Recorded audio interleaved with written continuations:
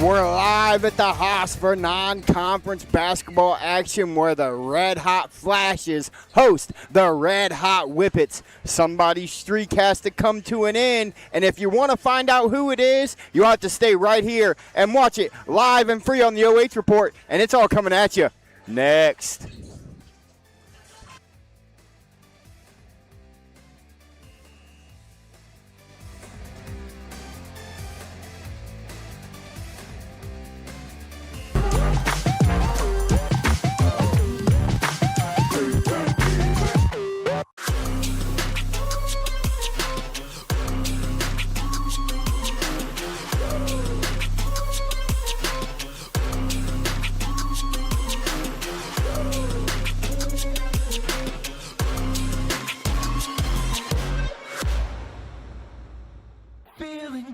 Hey, does your checking account pay you with real cash rewards with no monthly maintenance fees ever? Bummer. Ask for Kasasa Rewards Checking. It's our superpower. Local sports deserve to be done right. We're built for the communities that support the game. This isn't about one season. Every season matters because every game tells a story. And those stories don't stop at the final buzzer. We're here for every moment, big or small. Watch anytime, anywhere, on your schedule. And it's always free to watch. This is the future of local sports. This is the OH Report.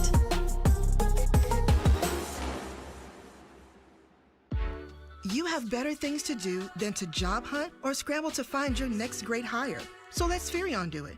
We say local is our superpower because we live and work where you live and work. We know the Mid-Ohio job market, and we're locally owned. So you won't find a partner who's more engaged and literally invested in your success. If you're ready for something better, start with Spherion.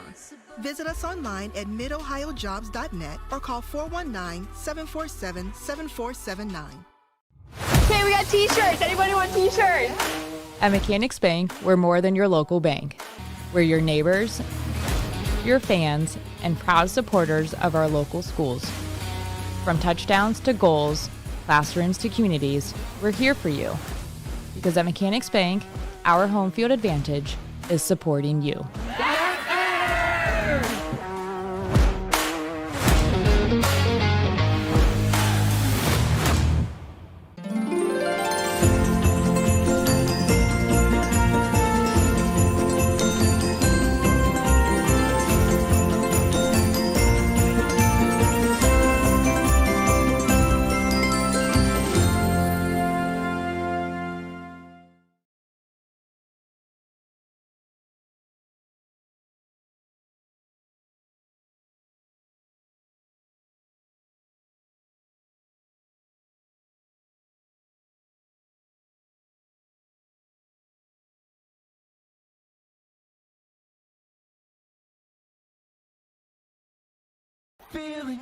Hey, does your checking account pay you with real cash rewards with no monthly maintenance fees ever?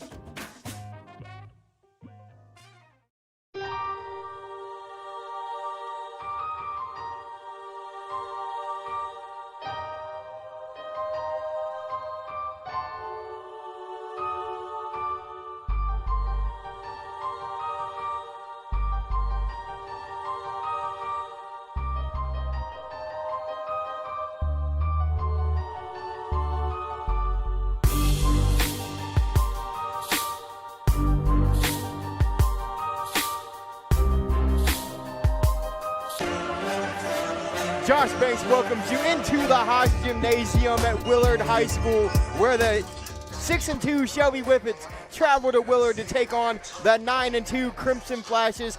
I am joined alongside my colleague, as always it feels like, Mark Bollinger, for Mark, what should be a fantastic contest tonight. This should be an exciting matchup tonight. These two teams, rivals, even though they're non-conference, being close proximity. When they get together, it's usually a good one, and we are expecting that tonight. Yeah, and let's go ahead and take a look at the 6-2 Shelby Whippets. A late start to the season because their football squad played for a state title, and they're really just trying to get into basketball form still, but they've won 5 in a row. Well, you knew this was going to be a Shelby squad that was going to be a little bit of a slow starter. Not only did they play so late in the football playoffs, but, they went so deep. They played in that championship game.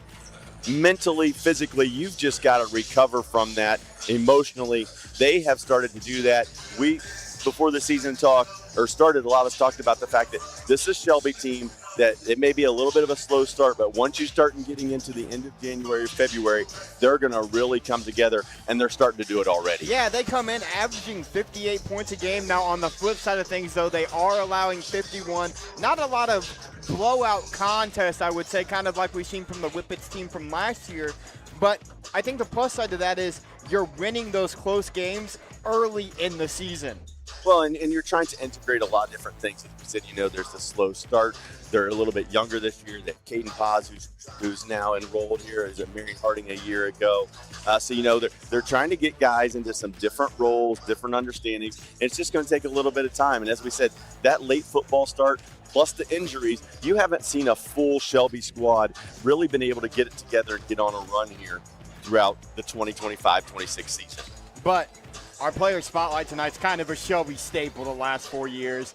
He was the quarterback for that football team. He's the point guard and one of the leaders on this basketball team. It's Braden DeVito. He's just recently coming back from injury.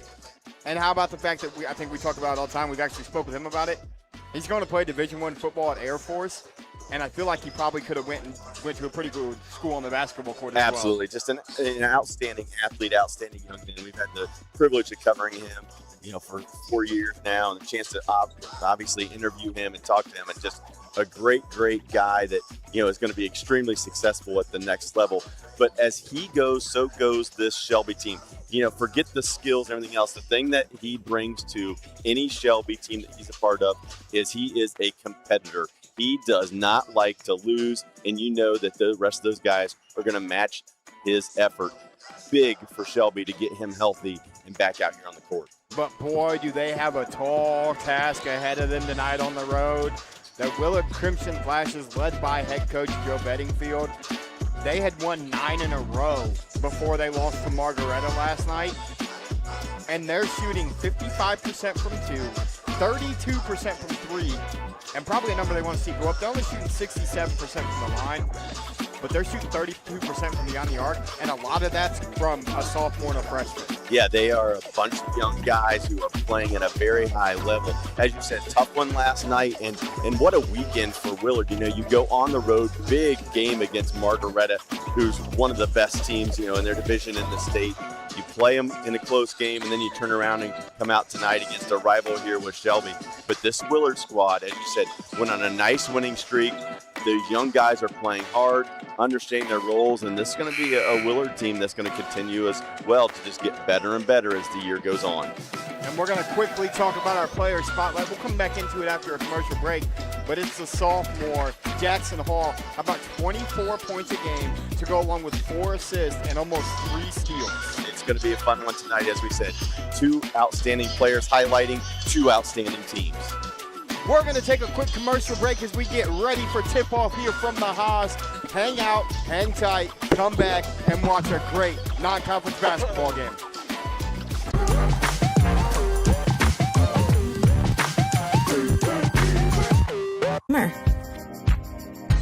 Ask for Kasasa Rewards checking. It's our superpower. You have better things to do than to job hunt or scramble to find your next great hire. So let Spherion do it. We say local is our superpower because we live and work where you live and work. We know the Mid-Ohio job market, and we're locally owned. so you won't find a partner who's more engaged and literally invested in your success. If you're ready for something better, start with Spherion. Visit us online at midohiojobs.net or call 419-747-7479.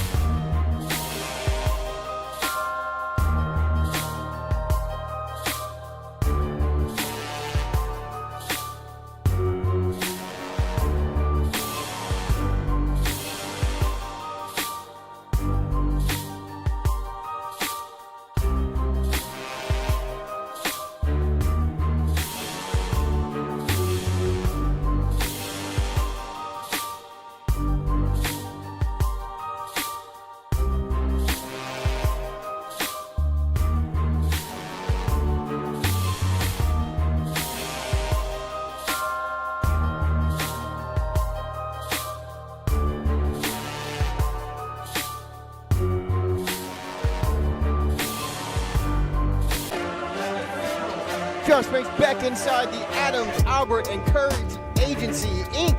pregame show alongside Mark Bollinger. And Mark, we talked about both players. Let's talk about Jackson Hall a little bit more. Just that phenomenal sophomore that, I mean, his numbers really do say it all for the kid. Well, anytime you average 24 points a game, you're doing something right. And then the reality of him only being a sophomore, outstanding start to the season. Can he stay consistent throughout this long season? That's going to be very important for this squad if he can continue to lead them in scoring and get them in good situations. Now let's talk about some keys to victory for both squads. We're going to start with the visiting Shelby Whippets. And for me, against this Willard team, they want to get up and down the floor. They average 62 points a game. You have to limit turnovers, and Braden DeVito and Caden Paz are going to have to shoot it very effectively from downtown. Well, for Shelby, and again, it comes off of that late entrance into the basketball season with football. It takes a little bit of time to get those handles back and things like that. Limiting turnovers, being efficient is going to be critical for Shelby. And on the flip side of things, for the homestanding Crimson Flashes, you have to force the issue. You're 9-2. You're looking for that 10th win of the year. You have to force the issue. You have to take control on your home floor, and you're averaging 62 a contest. I think that the first to 50 wins this game tonight. Well, you talked about forcing the issue, and I'm excited to see how Willard comes out tonight. Again, back-to-back weekend, tough trip on the road last night, tough, hard-fought game that didn't go your way, and now you got to pull yourself back up and go right back at it again on your home court.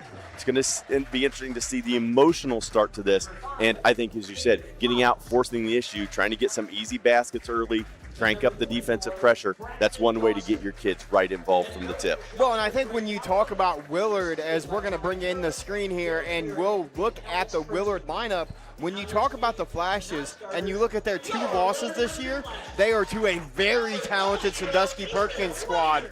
And then maybe one of the best teams in the state in their division in the Polar Bears of Margaretta.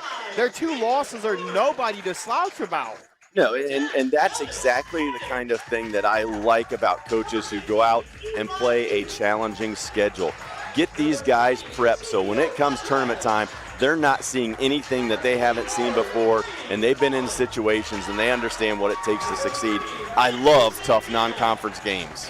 Let's go ahead and talk about the starters for both teams. First, for the Shelby Whippets, it's going to be senior loaded, as you're going to have senior. He wears number 1. He's a 6'1" guard, Landon Colts. You're going to have the guard, 5'11". He's the point guard. He's the guy we spotlighted. Braden DeVito wears number 2. You're going to have a junior forward to stand 6'4". He wears number 3. It's Michael Shepard. You're going to have the transfer who also stands 5'11". He's number 5. That's Caden Paz. And then you're going to have the big guy in the middle. He's 6'2", number 44, Braxton Dawson. And then for the Crimson Flashes of Willard, you're going to have a 6'2" sophomore, Caleb Weaver. You're going to have a 6'3" sophomore, Jackson Hall. You're going to have a 6'3" senior, Mason Dawson. You're going to have a 6'2" freshman, JJ Bedingfield. And you're going to have a 6'3" sophomore, Gage Stover. So just that lineup itself, you've got 3 sophomores, a freshman, and a senior for the Flashes. Yeah, young group. That's what we talked about. It'll be interesting to see how they bounce back from the tough loss last night. Can they come out here and get after it from the start? One great thing at being a rivalry game, you know the intensity and the emotion is going to be there. You would think that that's really going to help Willard be really mentally focused and ready to go tonight. Yeah, and I can't wait to see exactly what you said, how they come out. You played a very, very good Margaretta squad last night. How do you come out and rebound tonight after that tough loss? Well, and here we go. Tip controlled by Willard, so they're going to get first chance here tonight. Shelby comes out man-to-man. A lot of pressure on the ball. Good cut. Missed the early one. Pause in the corner. Dribble drive action. Kicks it back out to DeVito, left wing. Be interesting to see how Shelby attacks this Willard defense. Again, a team that allows about 51 points per contest. Good defense there. Foltz tried to get himself to the basket. Good pressure there on the contested shot. Back-to-back stops so far in this one for both squads. Deep balls up. 3. J.J. Bedingfield, the freshman's going to bury it from deep. No hesitation. Gave him a little space and he pulled it. Nothing but the bottom 3-0 lead here early for Willard. And just the confidence that came out of that young man right there on that shot shows why he is playing in games like this. Get Paz on the double screen away action, then DeVito down off the single. He's going to pull the 3. Comes up short. 3-0 Willard. Another 3 ball, and it goes from the deep corner. Jackson Hall. And just, they come out, they shoot it. They're going to shoot it, and they shoot it very, very well. DeVito has I'm it sorry, now. it was Caleb Weaver. My fault. Left wing, that's Shepard. Shepard gonna look to use the big body inside. Can't finish. Rebound ends up in the hands of the Flashes. Dawson has it, left wing in the corner. That's Weaver again. He'll get it back to Dawson, and they'll move it around the perimeter. Jackson Hall has it now. Hall, Bedingfield in the corner, catch and shoot another one. No good, but an offensive board from Mason Dawson. And if you're the Whippets, you cannot allow offensive rebounds because they lead to buckets just like that. Yeah, Mason second Dawson. chance points. See how long Coach Galloway lets this go. He may need to get a timeout here. DeVito brings it across the timeline. They're going to go 4 out here. DeVito's going to pull up from 3 around the rim. It just won't go in for the Whippets right now. And it's just one and done. Willard just dominating on the glass. J.J. Bedingfield. He's got 2 of them to start us off, and it's an 11-0 run for Willard, Mark. Well, just outstanding shooting by the Flashes. They were getting open shots and knocking them down, but then on the other end, just a really good job of giving Shelby nothing but contested looks. Not a lot of movement from Shelby. Willard seems to be there every time they catch and look to get a shot. Well, and it's kind of one of those things where we're seeing it now. Again, you know, Willard comes in. Again, they average about 62 per contest. But like we had talked about, they shoot almost 40% from 3, and they're 3 of 4 to start this one tonight. It's shots in volume for the Crimson Flashes, and I think the most impressive part is these kids are all so young, but their confidence is through the roof. Well, and I think thing that makes Willard so tough to defend is you have multiple shooters, so they can space the floor with their shooters. You can't help off too much, which opens up gaps and driving lanes, and then they get that ball reversal, and the ball goes side to side. And again, they've just got a multitude of guys that just can catch and shoot it. When you do that, you're just so much more difficult to defend. Well, because here's the thing, Mason Dawson, obviously the younger brother of Max Dawson at Willard, great. But Mason not really the same player Max was. Mason, that big body, he wants to bang. He's not going to look to get a three ball, as that's Landon Foltz knocks down his first attempt of the evening. Makes it 11-3, a big shot there for the Whippets to see one go. Yeah, they really needed that. Good possession there for Shelby, able to cut into this lead, get themselves on the board. Now they force a turnover. Yeah, Dawson going to lose that one off his foot. That's what you're going to see Mason do, though. He wants to get to the rim, and he's got, again, you said it, plenty of shooters around him to kick it out to. They're going to go full court man here. DeVito has it. He'll get it across himself. They're clear out. DeVito going to get a screen from Shepard. He'll dish it down low to Shepard. Shepard going to look to go work in the post. Great help side from Dawson. They're going to call a jump ball.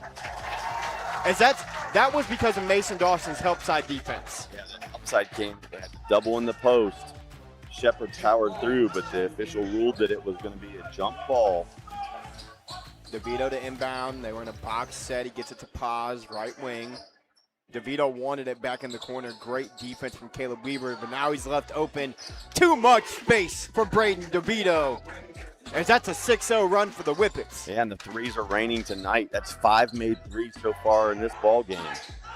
Hall going to bring it across, guarded by Paz. Jackson Hall kicks it out to Dawson. Again, Dawson going to look to go to work down low. Not much of the shooter that we've seen from his older brother, Max. Jackson Hall has it now for the Flashes. Double action. Gets it down low. Back up top to Hall. Great defense here by the Whippets, Mark. Paz doing a really good job on the ball. I'll tell you what, we're going to run a replay Good of contest that at the one. rim. I think maybe on the body. See, I can agree with that, maybe And on the body. Yeah, It you're going to looked call like the block. contest. Man, Braxton Dawson, I don't know that he could have played that much better for the Whippets. But on the other side, Gage Stover is going to go to the line to shoot two. First one, no good. Again, they shoot 67% from the line as a team. Not a very good number for a high school basketball team. Stover again. That one's going to be front rim, but he comes away with, oh no, that rebound ends up in the hands of Foltz. Foltz going to look to push the pace. He's got DeVito in the right corner if he looks for him. Instead, he'll pull up. And it's an 8-0 Whippet run as Landon Foltz has 5. Yeah, great answer. Exactly what Coach Galloway wanted. Out of the timeout.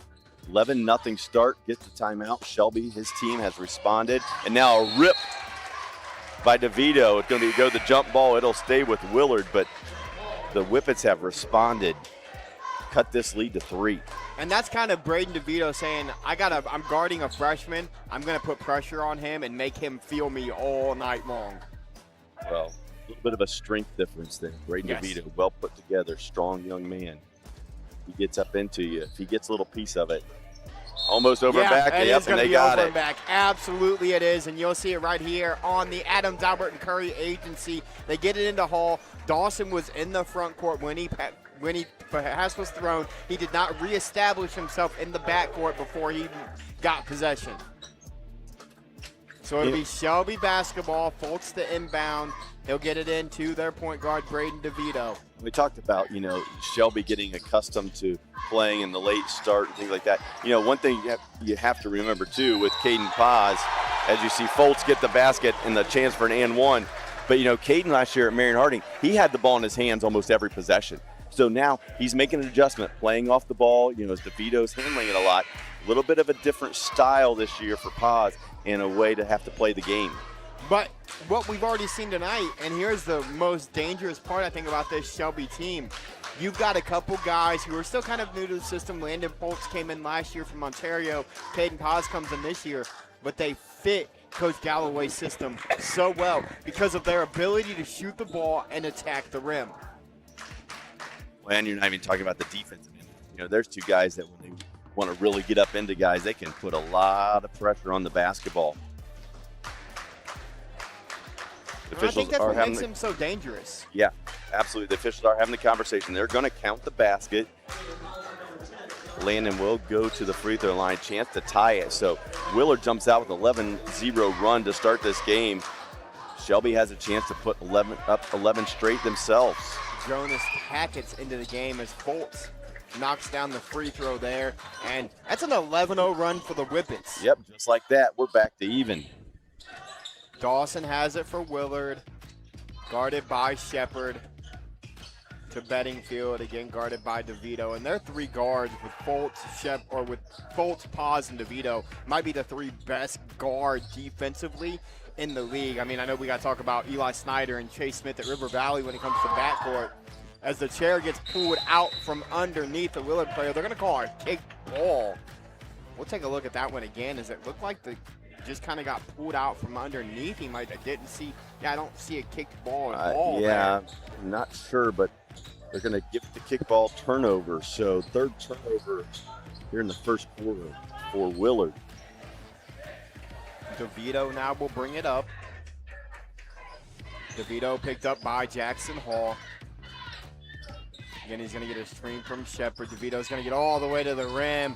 Scoop! Score! Braden DeVito. Well, great take by DeVito. He did not have a lot of space after he came off that ball screen, but he did with his muscle through the defender and the helper. Bedingfield to Dawson. They're moving around the perimeter. Caleb Weaver. They want to get it to Hall. They will. Great defense from Caden Paz on Jackson Hall so far.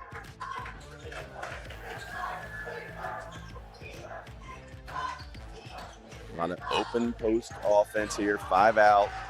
Shelby just cranking up the pressure on the basketball. Dawson guarded by Shepard. Gets it to Tackett. To Bedingfield, again guarded by DeVito. Gets a screen from Tackett. Had Tackett on the roll early. Didn't see him in time. And he's going to get called for a travel. Great defense by Braden DeVito. Well, this is just a difference where Shelby has just turned up the heat on the defensive end.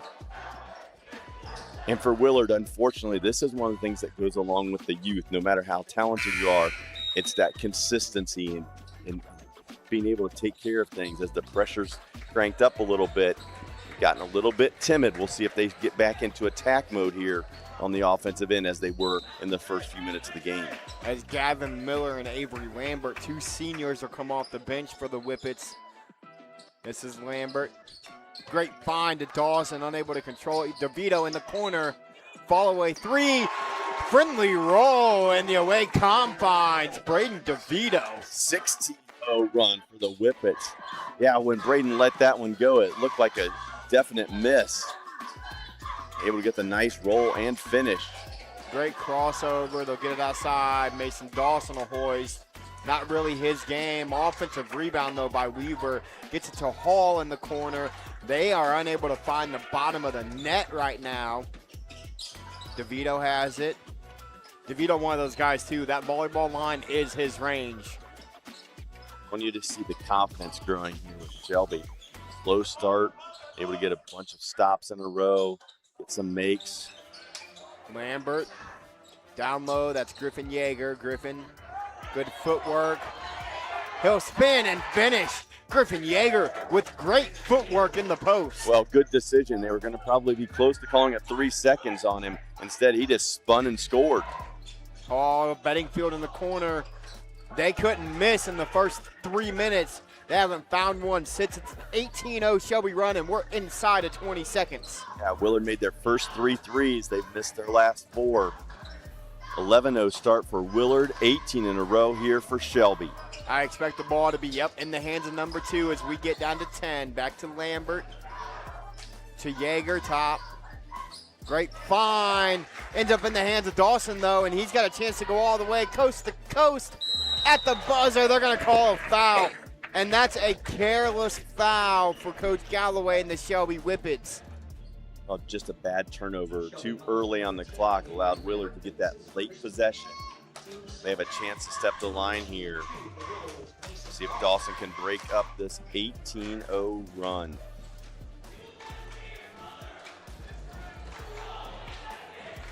Dawson free throw up, and he knocks it down.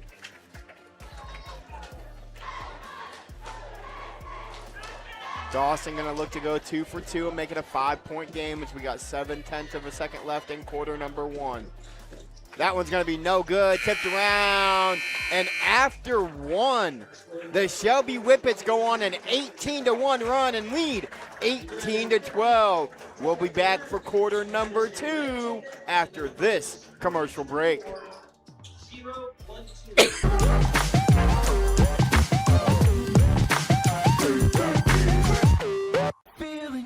Hey, does your checking account pay you with real cash rewards with no monthly maintenance fees ever? Bummer. Ask for Kasasa Rewards Checking. It's our superpower. You have better things to do than to job hunt or scramble to find your next great hire. So let Spherion do it. We say local is our superpower because we live and work where you live and work. We know the Mid-Ohio job market, and we're locally owned. So you won't find a partner who's more engaged and literally invested in your success. If you're ready for something better, start with Spherion. Visit us online at midohiojobs.net or call 419-747-7479.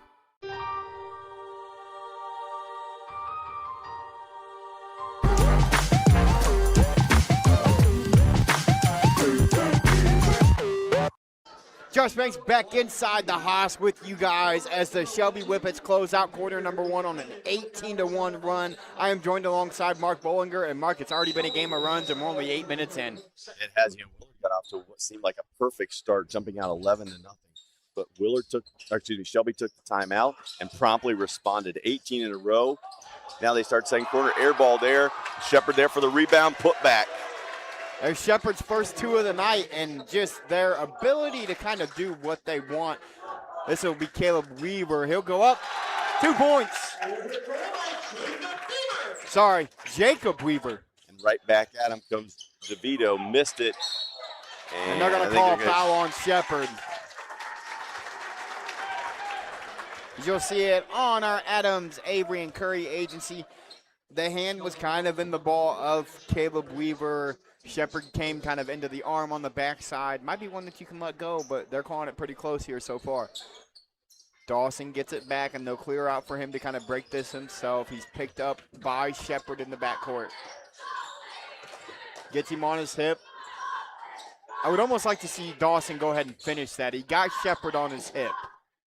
When Braxton Dawson is in the game for for Shelby, he does a really good job of getting in that help side position. And right there, even though it looked like there was a driving lane, he was standing there waiting to be that helper.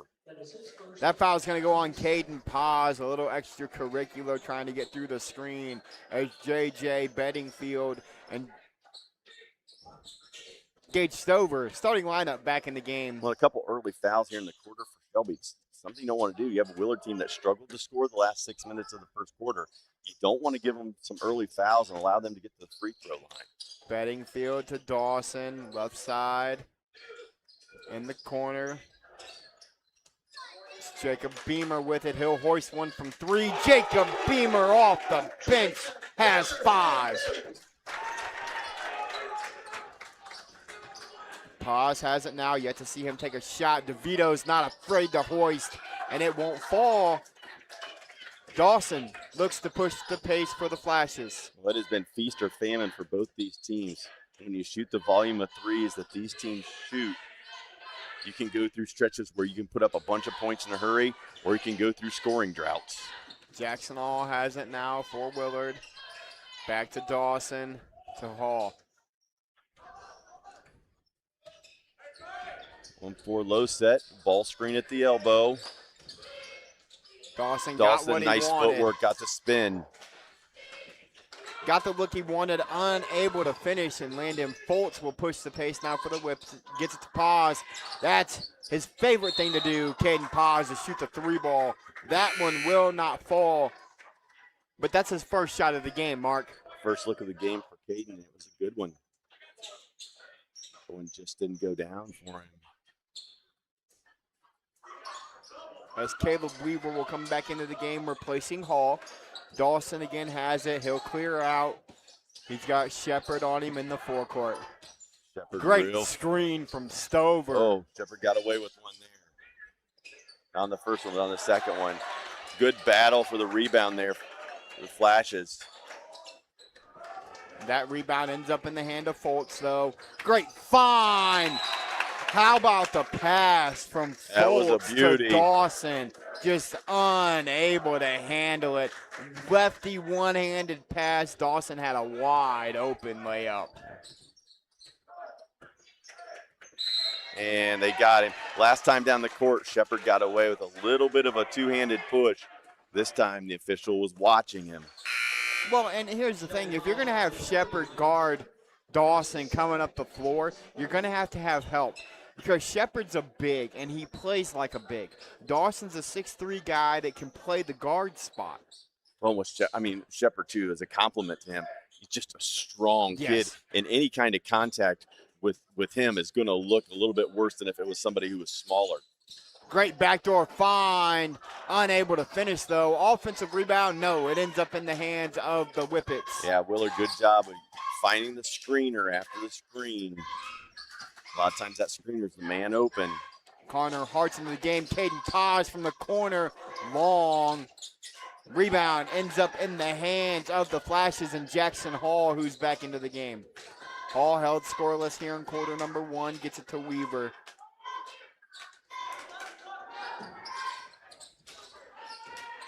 Good screen. Hall is going to look to get inside. Float, can't finish. Caden Paz.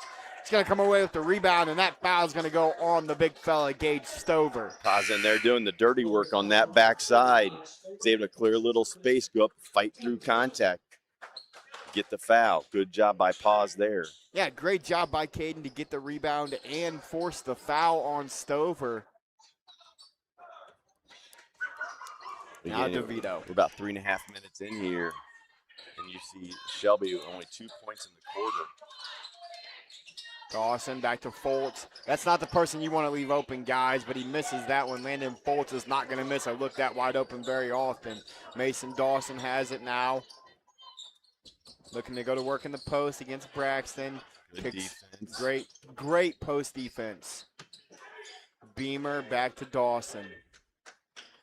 Starters on the floor for the Flashes. Looks like starters on the floor for both sides, minus Connor Hartz, who's into the game for the Whippets. Willard really looking to get that ball screen on the left side of the floor. No help seeing that. Dawson just drives it and finishes. Great ball fake from Dawson to get his defender in the air, and then he takes advantage and goes to the hoop. Willard in the 1-3-1. Different look here. Try to trap the corner, diagonal skip, Paz open. Can't get it to go.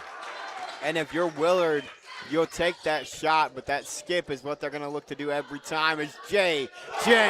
Bettyfield. Well, he wasn't able to get very many good, clean looks after that hot start. He finally gets a little space, catch and shoot, and it goes. He's got 9 early on. They're going to stay in the 1-3-1. They're going to make Shelby beat them from deep. DeVito, great penetration to the free throw line. Good contest by Stover. Gets it to Hall. Hall going to float. No good on the shot. Are they going to call it a shooting foul, though? They are going to say he was in the process of shooting. It's a tough one to call, as, you know, the gather step is a conversation in high school basketball. Yeah, there's so many times at high school, college level, you watch plays, and it seems like one end of the floor, they give a little continuation. The other end, it looks very similar, and they don't. I don't think anybody really knows how it's going to be called from night to night. Jackson Hall at the line, misses the first. Willard 1 of 5 from the free throw line tonight. Second one is good as Tackett will come in. He'll replace Stover. And Griffin Yeager will check into the game as well for the Whippets. So kind of that bench look that they had earlier. Connor Hartz, Caden Paz, Connor Hartz, Avery Lambert. No, sorry, Caden's on the bench. Landon Foltz in there. DeVito, Hartz, Lambert, and Yeager. There's that man again, Mr. Bollinger, Braden DeVito. You can't let him get into a rhythm jumper. There's got to be a contest at all times with number 2. Well, and that's what happened. They, again, gave him some space. He was able to take a little bit of that rhythm dribble, step right into it, and shoot it. And you look at Shelby from the field, you know, they've shot 11 threes, only 8 twos. So it's that three-point shot that is so important for that Shelby group. And really, if you look at both teams, I mean, Shelby's jacked up 11 of them. J.J. Bedingfield's knocked down 3 himself for the Flashes. So far, it's 23-23, and I think it's kind of exactly what you and I expected to see here tonight. Well, and when you're going to rely on the three-point shot, you have to make sure you get open threes. And at times, both these teams have been able to do it. Other times, there hasn't been enough movement with the ball and away from the ball with the players to create that separation to get them those clean looks. Weaver to Hall. Hall had Caleb Weaver low. Didn't see him. He'll get it back to Hall. Nice set there by Willard. Ran a multitude of screens trying to get Bedingfield coming off that last one. DeVito, good job of fighting through it. Made Bedingfield put it back on the floor so where he can get some help. The foul go on Yeager. But here's the thing. We got 2:09 left in the half mark, and Willard's shooting for the rest of the half. And this is where if you're Willard, you talk about being aggressive and getting to the basket. They're either going to, you know, let you go a little bit, or they're going to contest and maybe get you to the free throw line. And now they step to the line and able to make it. Hall 2 for 3 from the stripe himself. Gonna look to make it a 2-point contest after this free throw.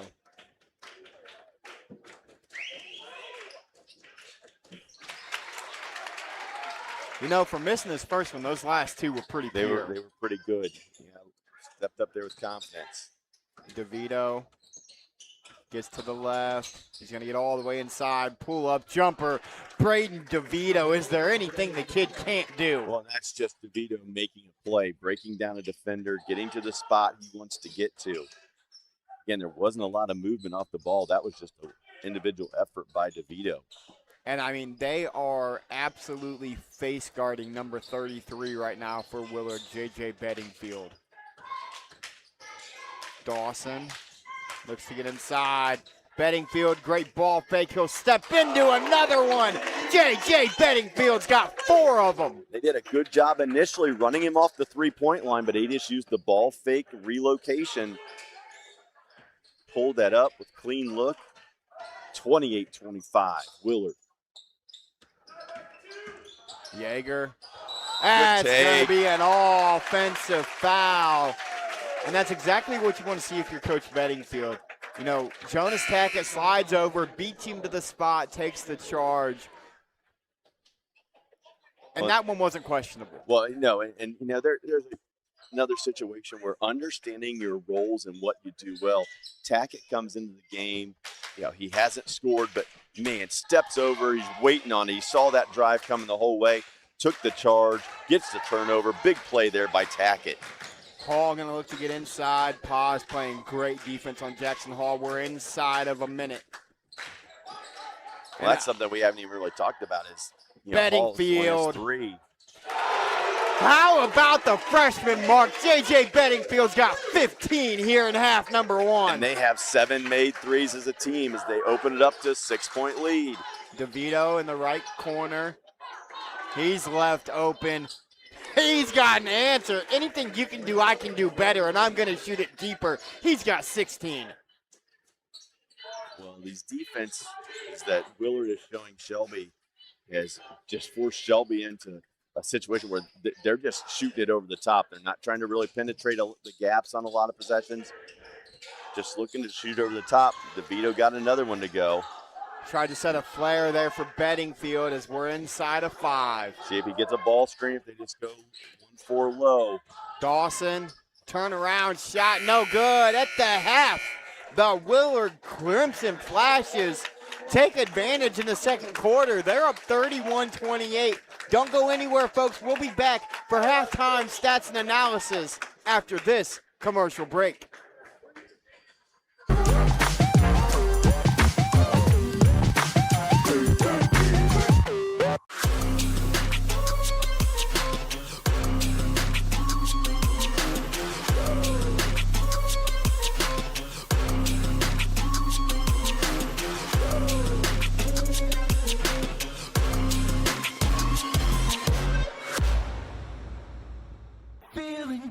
Hey, does your checking account pay you with real cash rewards with no monthly maintenance fees ever? Bummer. Ask for Kasasa Rewards Checking. It's our superpower. Local sports deserve to be done right. We're built for the communities that support the game. This isn't about one season. Every season matters because every game tells a story. And those stories don't stop at the final buzzer. We're here for every moment, big or small. Watch anytime, anywhere, on your schedule. And it's always free to watch. This is the future of local sports. This is the OH Report.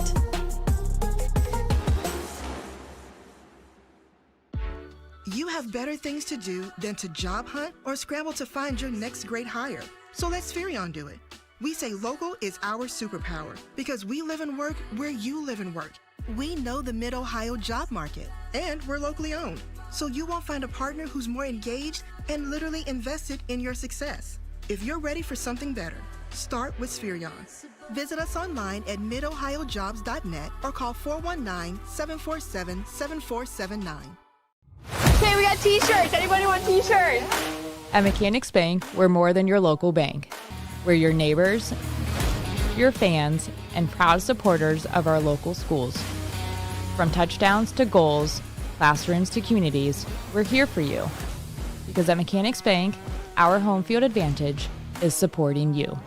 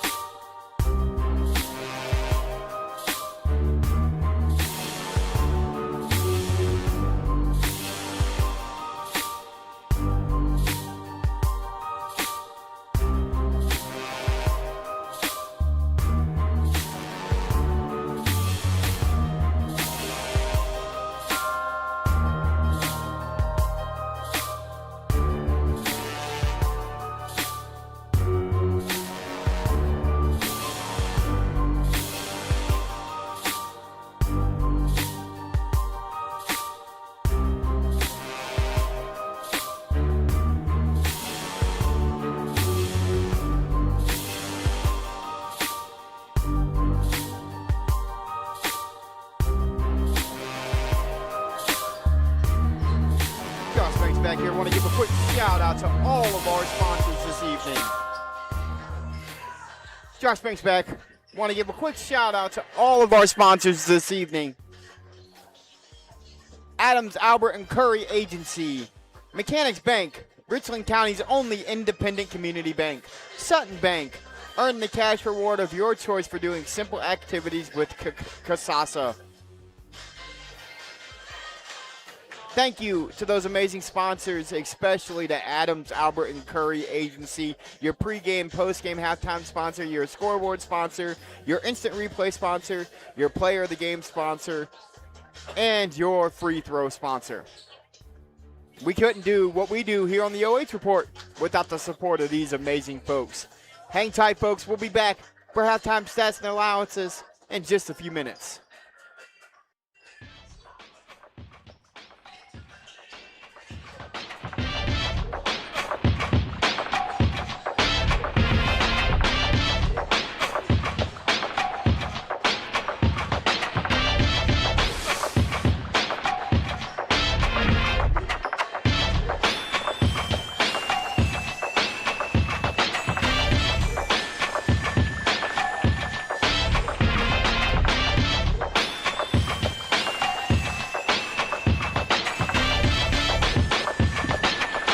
Minute.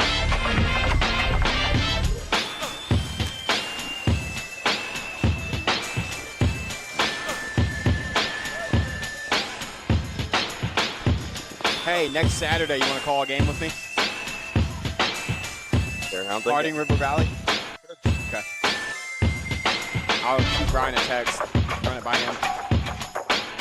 But I figured you're probably going to be there, so. Yeah.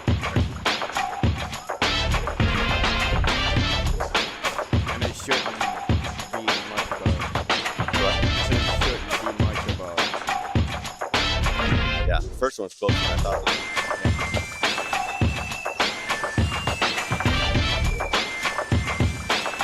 Did they beat Pleasant? No. By 40. Did they really? So the only losses are to what? Berlin, Watterson,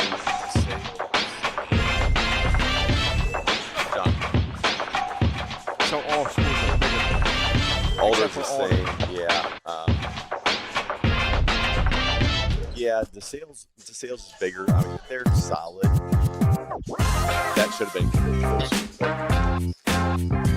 Well, I guess what I'm saying is but it's good. I mean, it's good scheduling. They need to play them because other than obviously Ontario is not bad. Shelby, we've seen they're pretty good. But I mean, either one of those teams really. Wednesday night, I helped Bryce do that. I said it, and I told Rodney, like, sorry about that. Later, I was like, I don't think anybody will beat him the rest of the year. I don't either. I mean,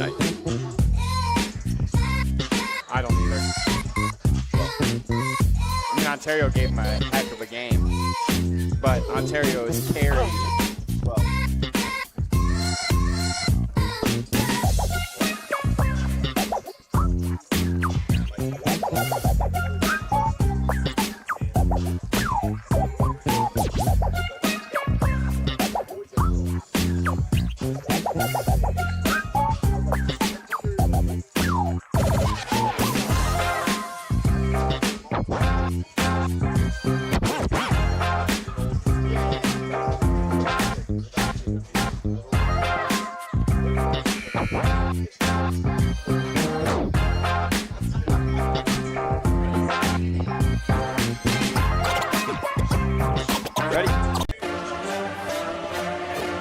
Josh Banks alongside Mark Bollinger back inside the Adams, Albert, and Curry Agency halftime show where the Willard Crimson Flashes Mark hold a 3-point lead over the Shelby Whippets. And that first half was nothing but a game of runs. Willard jumps out 11-0 to start the ball game. Shelby responds after a timeout, scores 18 in a row to finish the first quarter ahead 18-12.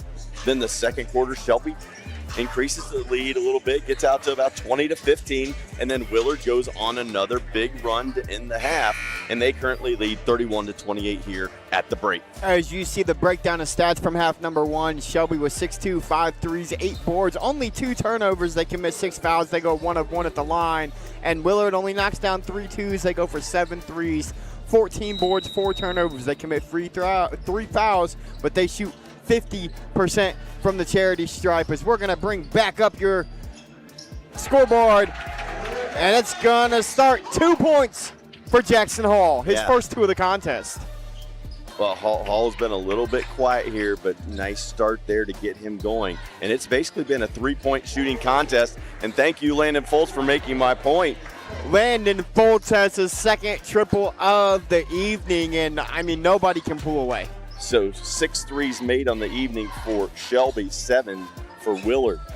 Bedingfield in the corner to Dawson, up top to Hall.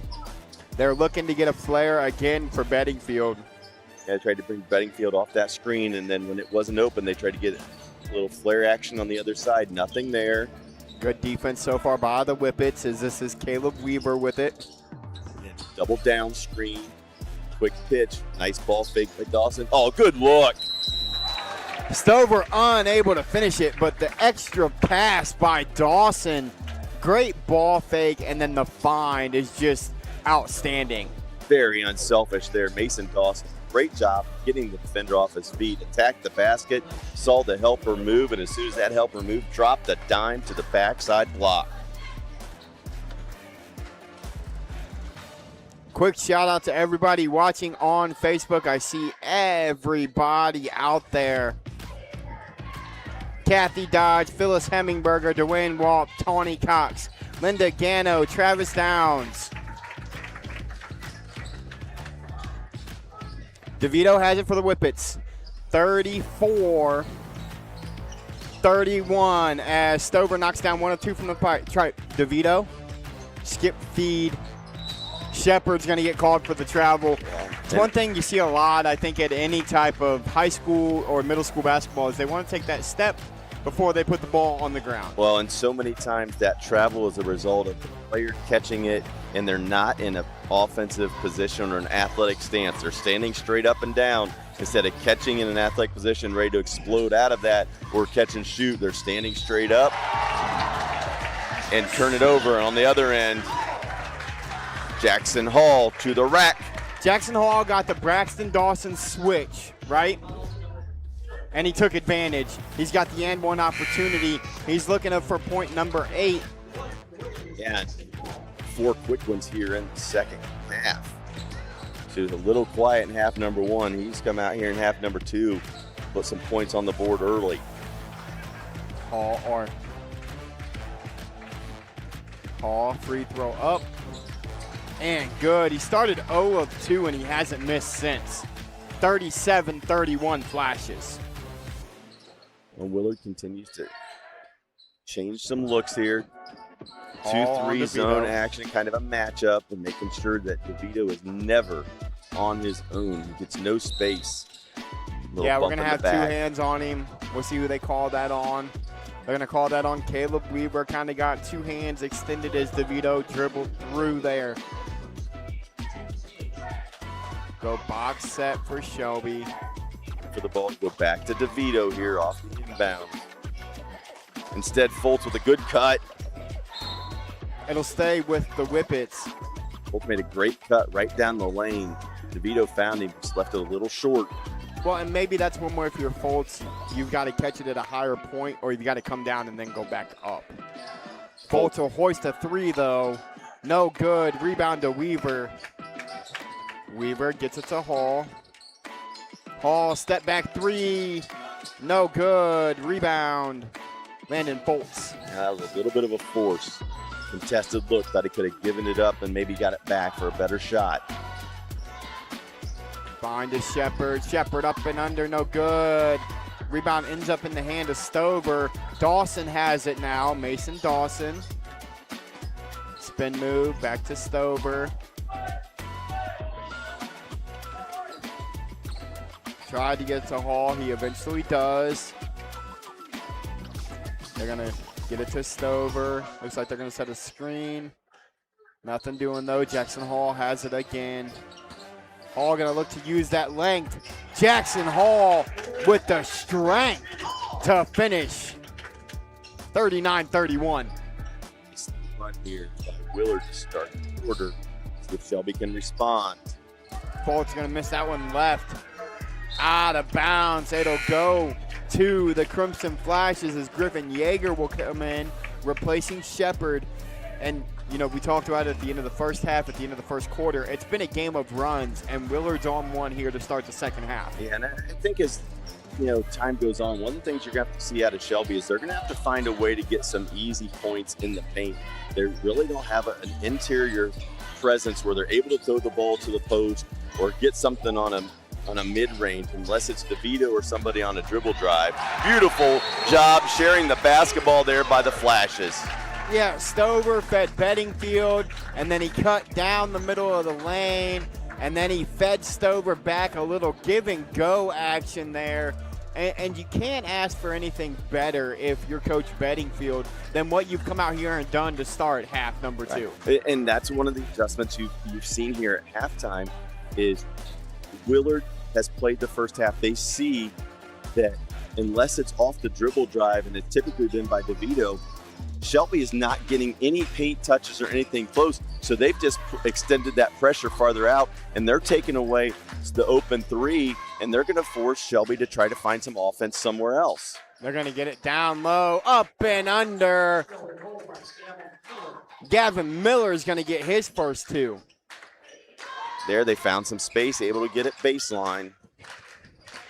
Kicked out, Dawson in the corner. Front iron, no good. Rebound by Paz. Now Shelby going to look to push. Braden DeVito, step through, floater good. Braden DeVito, and that's a quick 4-0 whippet run. Cuts it back to 6. And it all started because Shelby did a great job of boxing out on the defensive end. Because of that box out, they were able to get out a little bit in transition. It was Yeager who did a nice job boxing out. DeVito cleaned it up, went down, able to convert. But now Paul's going to get himself back to the free throw line. And here so far in half number two, what Jackson Hall has done is he has been more aggressive getting to the rim.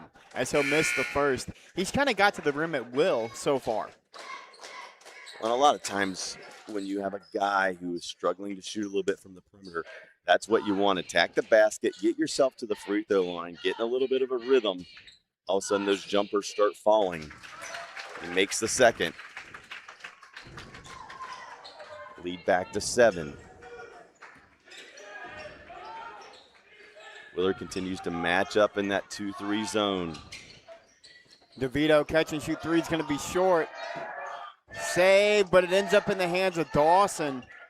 And that might have been forced by Brady. And that's where, again, that Willard defense, Shelby just getting no open looks compared to the first half. Hall has it. Gets it to Dawson.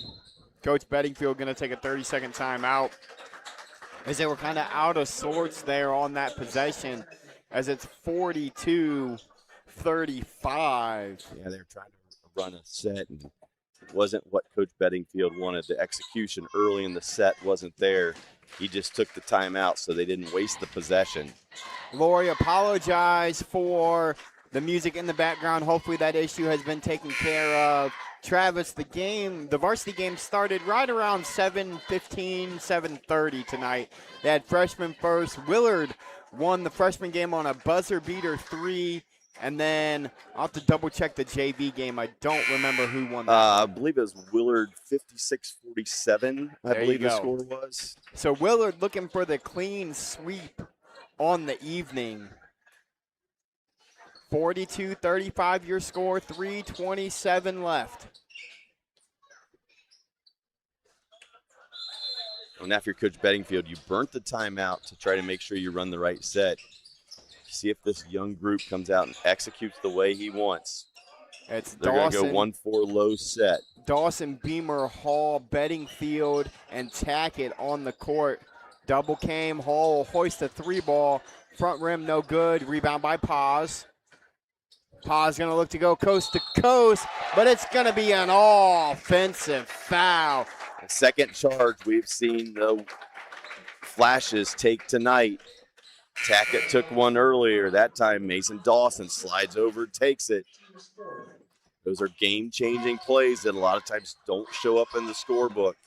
Well, and that's one of those, and that's a great job by Caden Posh, right? He got the rebound, pushed it up the floor, but we've got to see that defender sliding over and not necessarily pull up, adjust ourselves in the air, as that one's going to be poked away. It'll stay with the Flashes, or even maybe kick it to the corner. He had a wide open guy in the corner. As Hall comes out. Beamer on the floor with Caleb Weaver now. They're going to get it inside. They tried to get it to Tackett. That's going to be a Willard turnover.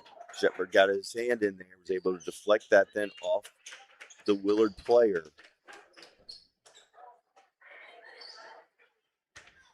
Just Brian the fifth Sloan turnover out there as well. Yeah. Fifth turnover of the night here. It's been a really clean played game for both teams. DeVito has it now for Shelby. Gets it down low. Up top to Paz. Caden Paz. Great hesitation and step through Caden Paz. Well, he's a young guy that can score. You would see it at times last year at Harding. Again, I think he gets more comfortable in his role and understanding what they want from him. It's going to get better and better as the year goes on. Weaver tried to save that one. It ends up in the hands of the Whippets and DeVito. DeVito's going to float. Can't finish, but an all-offensive rebound for Shepard. It's going to lead to a Willard Crimson Flashes foul. We'll see who they call it on. It's going to go on Tackett. Willard Mullins, number 10, Jonas Tackett. That is his second. His second, team second. And again, if you're Shelby, you're kind of in that foul trouble, Mark. We got 2:08 left in, 2:09 left in quarter number 4 or quarter number 3, and you got 4 fouls. Got one more, and they'll be shooting the double bonus. Pause back to DeVito in the corner. Crossover move. Braden DeVito kicks it out. 3 balls no good. Shepard with the rebound. Shepard's just doing work. 2 straight offensive rebounds. Fultz has it now. A lot of standing around, not a lot of movement. They're going to call that one on the floor.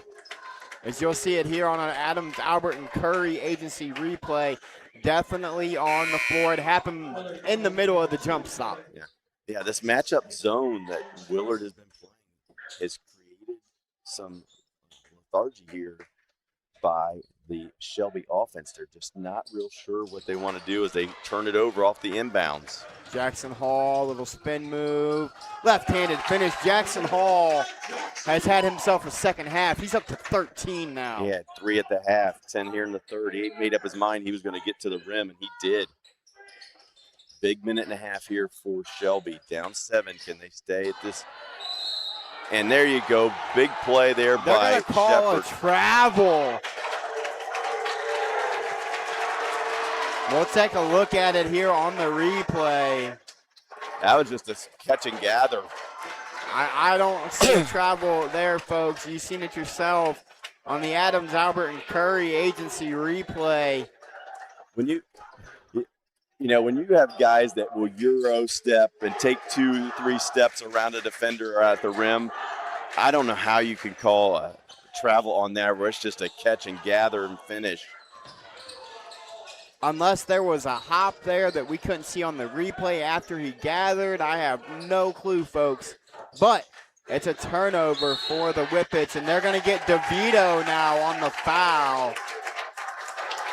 It's going to get interesting now here down the stretch of the third quarter, because that's going to send J.J. Bedingfield to the stripe. 15th foul of the quarter for the Whippets. The first on DeVito.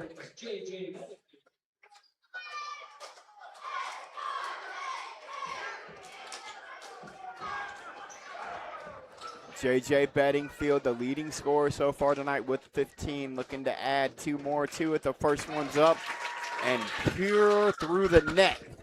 His first points in the second half. Yes.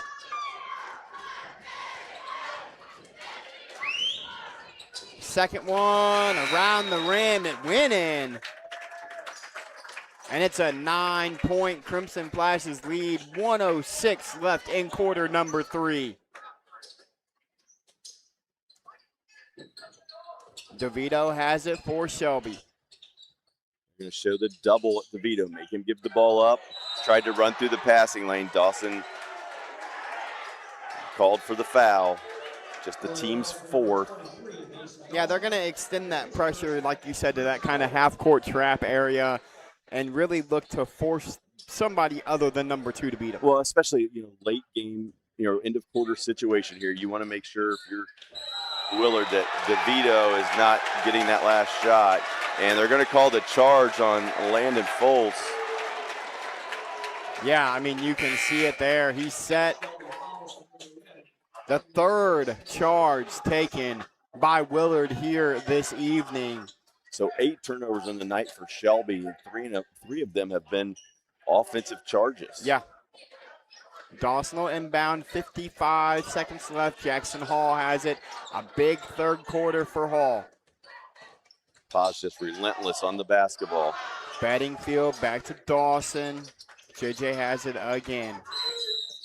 They're going to have a moving screen called on Stover. And give credit to Caden Paz. Doing a great job of trying to get through that screen, force the screener to move. Official saw the movement, called the illegal screen, and we're going the other way. Yeah, you can kind of see the hip shift. Yeah, as soon as you see that knee extend out and the hip follow it, usually you're going to get the illegal screen call. Yes, you are. Now we're at 5 fouls apiece. 37 seconds left. Ball in the hands of Landon Foltz. Foltz wants a screen. He'll get one. That's this zone. Anywhere DeVito goes, he is basically almost like a box and one at that point where he is completely guarded. Paz, great ball fake. Caden Paz going to float. Can't finish, though. Dawson's going to be fouled by DeVito. Willard trying to push the ball up the court. DeVito thought he had it in the passing lane. Made contact.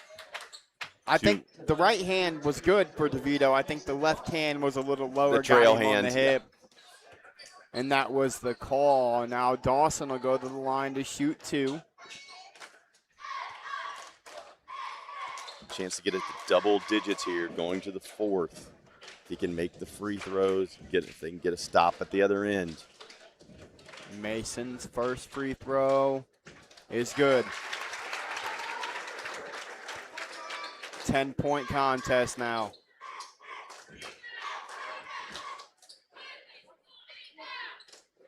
Well, look for DeVito to try to create here. End of quarter, 13.8 seconds to go. Off a make or a miss, ball is going to be in number 2's hands. Dawson makes both. It's an 11-point contest. And it'll be Jackson Hall picking up DeVito here in the backcourt. DeVito's going to catch. Braden DeVito's going to look to go coast to coast. He'll pull out 8 seconds on the clock.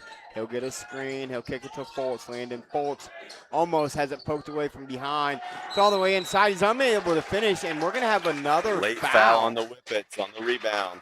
Yeah, that's going to be called on Lambert. As Dawson went for the rebound, he kind of got hit in the back by Lambert. And now if you're Shelby, this is unnecessary points given up at the end of a quarter. Yeah, not the way you want to finish the quarter. You fouled with 13 seconds to go, gave them a couple free throws. Now there's a chance here with just 0.4 left to extend this lead even farther. Dawson touched about every part of the rim, and it just would not drop there for Mason as he's got 7 points on the night.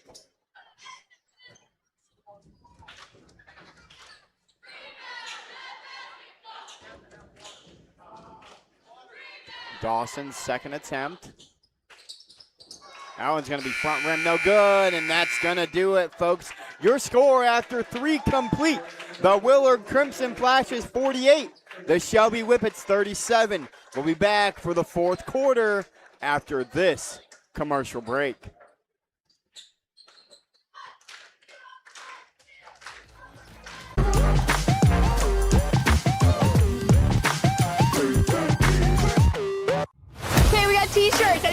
t-shirts. At Mechanics Bank, we're more than your local bank. We're your neighbors, your fans, and proud supporters of our local schools. From touchdowns to goals, classrooms to communities, we're here for you. Because at Mechanics Bank, our home field advantage is supporting you.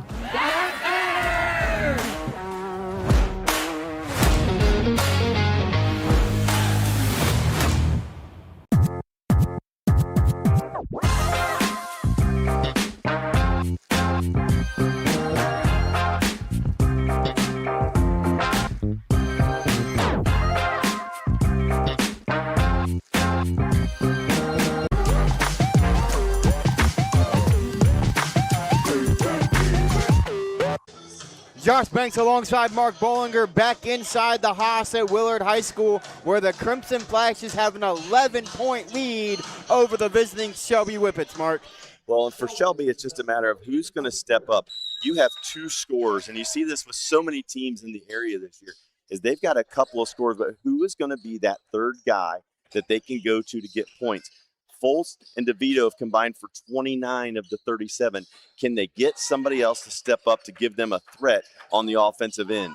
DeVito misses his first 3 attempt of quarter number 4. Still an 11-point contest. Jackson Hall has it. He had a big third quarter for the Flashes. Gets it to Weaver.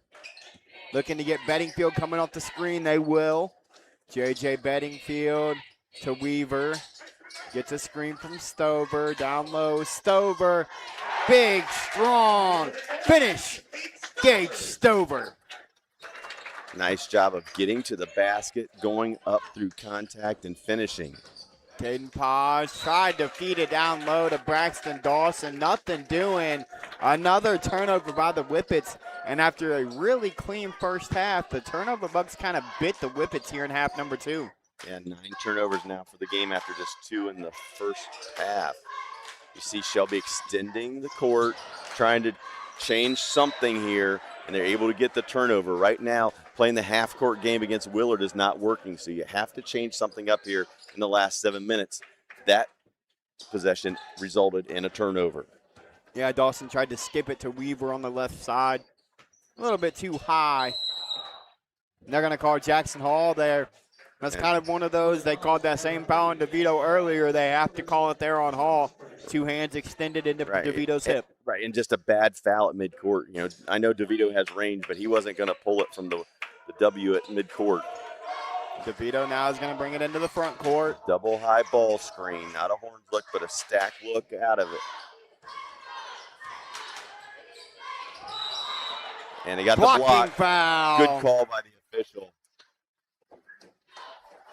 As that's a great take It was Miller. from Gavin Miller. Yeah, Gavin Miller had left the floor before the defender slid over to take it. It's on Stover. That's his third.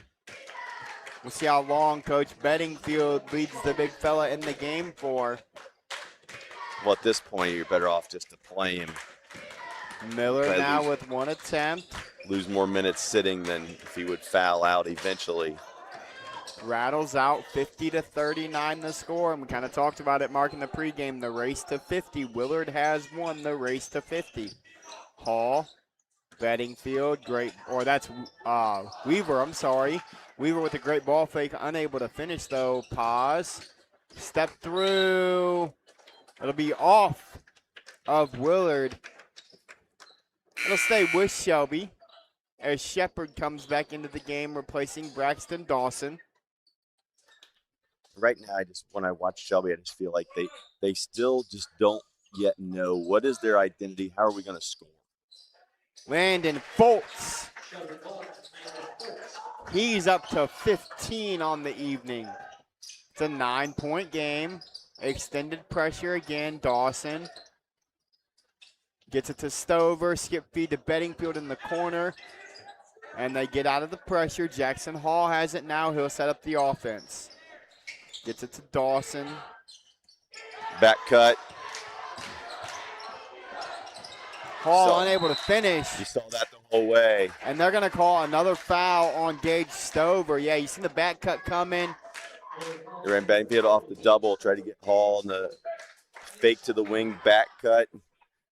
Not only did they miss the shot, then they fouled on the offensive rebound attempt. Yep. That's 3. So if you're Shelby, attack the basket and get yourself to the free throw line here with another couple fouls. Yeah, early here in quarter number 4, they've got an opportunity to kind of really push the pace. Great move down low by Shepard. He's unable to finish at the rim, but Hall unable to control the pass. It's another Willard turnover. And this is a Shelby team that's not going to go away lightly. No, and it's one of the few times we've seen the ball get entered to Shepard in the block, although he didn't finish it. Nice job of catching in the paint deep, making a move. Like to see him maybe get a couple more touches in there like that, just to make the Shelby defense respect them and open up that perimeter game. Fultz almost comes away with the offensive rebound. It'll go off of Fultz, though, and it'll be Willard basketball. And I think we might see more touches for Shepard. And they're going to change it up. Overruled him. The official came in, said he had a better line of sight. It'll be Shelby basketball. I think we'll see more touches for Shepard because you see Gage Stover has 4 fouls. Well, and I think it also just goes back to what we talked about. If you're going to open up that perimeter game, you have to get some touches in the paint, whether it's off the dribble or through Shepard in the post. DeVito short on that shot. Caden Paz really hesitant to take the open jumper there. Jackson Hall has it, guarded by Paz, and Coach Bedingfield is going to take a full time out. Yeah, we kind of see it, you see a balance per se if you're looking at the Willard scoreboard. You've got Jackson Hall, he's got 13, Bedingfield's got 17, and you've got Dawson with 7. Stover's got 5. Caleb Weaver's only got 3, but it was a big 3 early in the game. Jacob Beamer off the bench has 5. I want to say Tackett has a couple as well. And then you look at the other side of things, and it's really Braden DeVito, Landon Fultz. Yeah, it's kind of a two-man show offensively as far as who's doing the scoring. And for MOAC fans, you saw that the other night, River Valley, Ontario. River Valley comes back and wins. Ontario, their 2 guys had, I believe, 50 or 52 of their 56, I think it was. 52. It was either 52 or 54 of their 57. Yeah, so, again, it's one of those where can you find that third player to score? And, that's why first half of the season for MOAC fans, you see a River Valley team that's at the top. They've got 3 guys in the top 10 in scoring with Smith and Myers and Snyder. That's allowed them to go 6-0 to start off the season. Shelby, can they find that third scorer as the season continues? Can Ontario find a third scorer? It's so critical because at the high school level, you can neutralize somewhat 2 scorers, but when you start getting 3 or more, that makes it a lot tougher. Dawson gets it to Hall. Hall kind of been that go-to guy here in half number 2. Great find to Stover. They're going to call the travel. They are. I didn't know if they were going to call a travel. They were going to call the hook on the offensive foul, or there was 3 different calls that could have been made there. Right, and you just saw Shelby, again, starting to change up the defenses, a lot more aggressive, trapping, trying to get some active hands, create some turnovers here, have to create a little bit of chaos. They don't want to just allow Willard to come down, run clock, try to get good looks. Lengthen this game, see if you can get more possessions. Jackson Hall going to pick up Braden DeVito again, full court. Kind of what we've seen all night. Willard staying in that 2-3 matchup. See if Shelby runs some kind of set here to screen the zone to get DeVito or Fultz a wide open look. DeVito gets in there. They're going to screen the bottom of the zone. There it is. He'll hoist a corner 3. It's going to hit the netting or the wire and be no good. And it's really kind of been a struggle here in half number 2 for Braden DeVito. Yeah. And that time, they ran a special set. DeVito gave the ball up, went to basically put his head under the rim, then came out off that screen in the corner. Got a pretty decent look. Dawson gets it to Weaver, gets it to Hall. Hall kind of the guy they want the ball to be in his hands down the stretch. Mason Dawson has it now. He'll get a screen from Stover. Finds Stover on the trap. Jackson Hall with a great ball fake.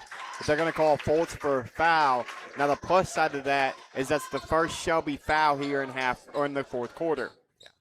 And one thing I do like that Shelby has done, they've extended the floor a little bit. I think this is a team that could really crank it up, get into some full court pressure, create some turnovers and get some offense that way. The issue is they're just not really very deep to be able to do that for an entire game. Weaver has it. He's going to get it to Hall.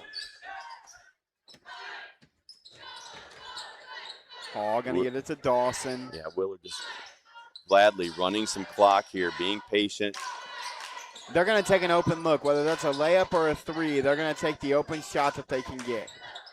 Yeah, under 4 minutes to go, 3-possession game. Get the look you want. See if they try to run another set here where they may get somebody on a back cut. As Shelby increases the pressure on the basketball, a lot of times they overplay. You run that quick back cut, you get something easy. They're going to call a foul that'll go on Miller. Gavin Miller is going to pick up his second, team second. And if you're Shelby, I think you're almost down to 3 minutes. You really get up on the ball. You try to get the steal. Go hard for the. They're going to call Gage Stover is going to pick up his 5th foul on an illegal screen. Anxious to see this replay. I know he may have moved a little, but there was very little contact. Well, and that's one of those where that's one that maybe you let go. 3:20 left in the game. That's his 5th foul. And again, if you've called it the entire game, I'm fine with it. But when you've let that stuff go. Paz will get it across for Shelby. Again, Pa's been really quiet here tonight. Yeah, he's just, again, I think he's just trying to fit in. He's deferred a lot tonight instead of being a little bit more aggressive. There you go. Shepard's got some good spin moves down on the block, and he's big and strong. Good paint touch there and score. Bedingfield has it, gets it to Dawson. Dawson going to get it across the timeline himself. He'll get it to Bedingfield.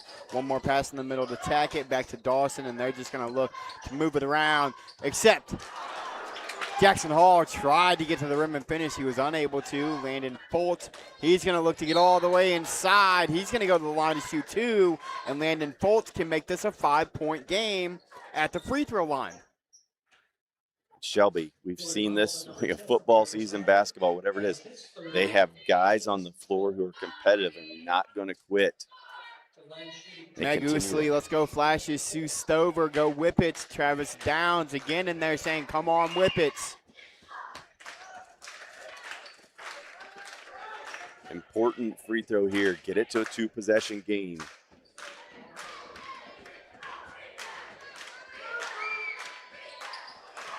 That one will fall.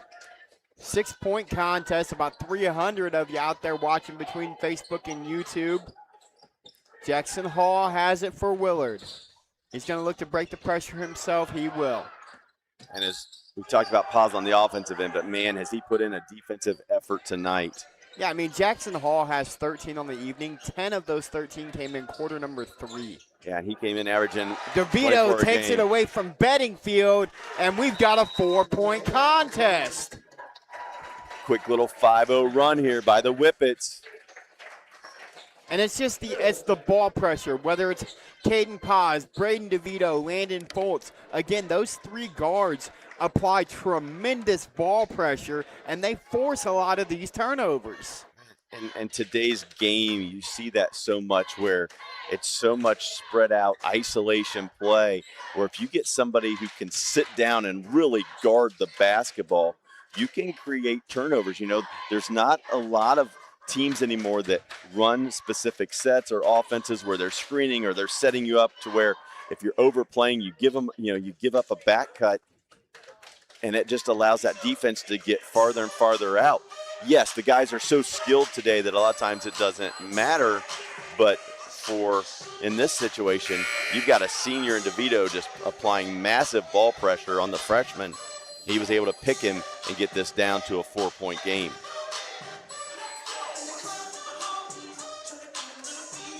As you see, how about the student section for Willard tonight? And even for Shelby, we can't get them on camera. They're down on the left-hand side. Both of these teams' student sections have showed out tonight. It's always good to see the students out supporting their classmates. And it's been a fairly quiet gym tonight, really, with these two getting together. Usually it's pretty intense and the crowd's into it. And it's been fairly quiet throughout the evening from the student sections and from the fans. People just kind of sitting on their hands watching this one tonight. Again, Hall tipped, ends up in the hands of Dawson. They're going to come to double. Fultz almost comes away with a steal. It'll be a timeout. Now, I don't know about that one, Mark. It looked like that ball was tipped, and they did not have possession. I agree. It was a little quick on the timeout. Looks like that ball was still loose. I think it was Paz on the other side of him was going in trying to get his hands on it. From that replay, it looks like Dawson might be laying on top of it. Now, my question for you is laying on top of the ball possession of the ball? Again, it depends on the official. Some officials will say yes. Others will say, well, if you're laying on it, do you have it in control? In this instance, he deemed that they had control, granted the timeout to Willard. 2:04 remaining, and it's a 4-point contest, folks. Both teams with 2 timeouts. Advantage Shelby, though, as Willard already with 5 fouls, so they can continue to pressure the ball, but you cannot afford to send Shelby to the free throw line. Right. Well, and if you're Willard right here, you want to come out and run something good, run a good set that you know you're going to execute. Again, if you're Shelby, you have fouls to give. Get up and try to get a steal. If they call a foul, it doesn't matter. If you get his arm, it doesn't matter. Get in there and try to get a clean rip. Get to the other end for a basket. They call the foul. You're one step closer to putting him in the bonus, which you're going to need to do anyway if Willard tries to hold it. Weaver to inbound. He gets it to nope, that's Hall. Hall. High ball screen. Oh, got away with a walk maybe. Good Beamer, pressure. Great ball pressure. It's going to be stolen away by Miller. DeVito in the corner. No good. Offensive rebound, though, by Shepard, and he's going to go to the line. And Shepard has been a difference maker. 3 or 4 offensive rebounds here in the second half. And he gets really good footwork. And that's a guy I think could be that third scorer for them. And then you get some confidence in the system. I think this Shelby team can put it together and be dangerous on the offensive end. Shepard's first one is up, front rim, no good. Both teams struggled at the free throw line tonight. Yeah, flashes are 9 of 17. Shepard misses both. The Whippets missed free throw there, just 2 of 6 on the night. Golden opportunity missed there by the Whippets. Chance to make it a 1-possession game. Dawson will inbound now. He gets it to Hall. Caden Paz, though, is going to come away with a steal. Now. I think Paz had completely reestablished himself. Yes, he has both feet back inbounds. That Another should have been a tough break turnover. goes against the Willard Whippets. and Shelby should have possession.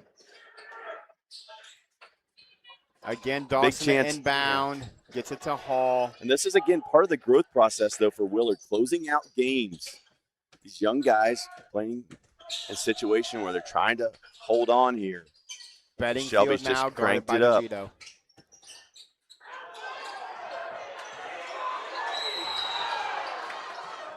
Another timeout called by Coach Bedingfield. And the Shelby coach, Galloway, not happy. He felt like J.J. Bedingfield traveled, and he felt like maybe there should have been an offensive foul called there before the timeout. And there could have been a defensive foul on DeVito before the offensive foul. DeVito was doing exactly what we just talked about, getting up into him, either trying to get the steal or commit the foul. They didn't call a foul. He didn't get the steal. They kind of let it go. Coach Bedingfield gets the timeout. But again, if Shelby, you're only at 2 fouls. Minute 20 to go. You're going to have to commit a couple fouls here. Going for the basketball as Willard tries to hold it. Shelby has to be in the mentality of foul or turnover. Willard, the mentality, see if he can run some kind of back cuts, set some kind of screen. Shelby's going to be overplaying, trying to get the steal. Yes. Set him up. Good back cut's going to be wide open for a layup. Hall to inbound. They wanted to set an elevator for Bedingfield. Nothing doing. They get it in the hands of Dawson. Dawson guarded by Miller. Thought about trying to overpower and get down low. Instead, he gets it back out to JJ, guarded by DeVito, and they're just going to look to move the Whippets ball. going to have to give the foul here. You're almost down to a minute. A lot of precious time. They've taken 20 seconds off the clock. DeVito almost came away with another steal. They caught him out of bounds. 19 seconds went off the clock here. Situation exactly what we had at the timeout at the 120 mark.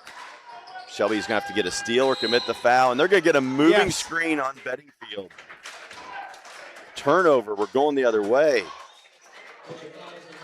Yeah, he kind of walked into him and then kept going after he made the initial contact. We got 61 seconds left. Shelby with the ball down 4. The Flash is continuing to give Shelby a chance. They were ahead 50-41. DeVito has the ball. Gets a screen from Shepard. He's going to get all the way inside. He'll feed Shepard in the block. Shepard's just got to back him down. He's got the advantage. And he'll get the foul call. And Shepard's going to go to the line for 2 more. And we'll see if he can kind of bounce back after an 0 for 2 trip last time. The ball screen with DeVito and Shepard forced the switch. Once they identified that, the ball went to Shepard just outside the block. He's able to use his size and strength to back him down. Now he's just got to step up there with confidence to make the free throw. Round the rim, it just won't go in for Shepard. Now, if you're Willard, you have to be understanding as well. Here's a guy that's missed 3 straight free throws. Box out, finish the possession with a defensive rebound here on a miss. JJ going to check back in for Beamer. So I think now they're going to talk about JJ Bedingfield had just checked out, and then he immediately checked back in. Yeah, no time ran off the clock. So I think a sequence of some sort has to happen, whether it's this next free throw attempt.